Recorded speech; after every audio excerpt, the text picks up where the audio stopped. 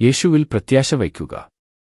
100% പൂർണ്ണമായും ശുദ്ധരും പൂർണ്ണമായും സത്യസന്ധരുമായ ആരെയും നിങ്ങൾക്ക് ഒരിക്കലും ലഭിക്കില്ല. അങ്ങനെ ജീവിച്ചിരുന്ന ഒരേയൊരു മനുഷ്യൻ മാത്രമേ ഉണ്ടായിരുന്നുള്ളൂ, അത് യേശുവായിരുന്നു. ഇന്ന് നമ്മൾ അന്വേഷിക്കുന്നത് തികഞ്ഞ മനുഷ്യൻ, തികഞ്ഞ രാഷ്ട്രീയക്കാരൻ, തികഞ്ഞ ബിസിനസ്സുകാരൻ, തികഞ്ഞ തൊഴിലാളി യൂണിയൻ നേതാവ്. നീ അത് കണ്ടെത്താൻ പോകുന്നില്ല. അതിനാൽ നിങ്ങൾ സമൂഹത്തിൽ മനുഷ്യപ്രകൃതി അതേപടി കൈകാര്യം ചെയ്യണം. ഇപ്പോൾ ഞാൻ നിങ്ങളോട് പറയട്ടെ, ആയിരക്കണക്കിന് സത്യസന്ധരായ രാഷ്ട്രീയക്കാരുണ്ട്. അവർക്ക് കഴിയുന്നത്ര സത്യസന്ധരും പ്രസംഗകരെപ്പോലെ സത്യസന്ധരുമാണ്. കാരണം നാം എല്ലാവരും ദൈവത്തിന്റെ മഹത്വത്തിന് കുറവുള്ളവരാണെന്ന് ബൈബിൾ പഠിപ്പിക്കുന്നു.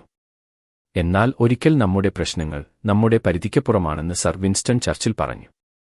ഇത്രയും വലിയ ഒരു രക്ഷയെ നാം അവഗണിച്ചാൽ നമുക്ക് എങ്ങനെ രക്ഷപ്പെടാൻ കഴിയും? നമ്മുടെ പ്രതീക്ഷ എന്താണ്?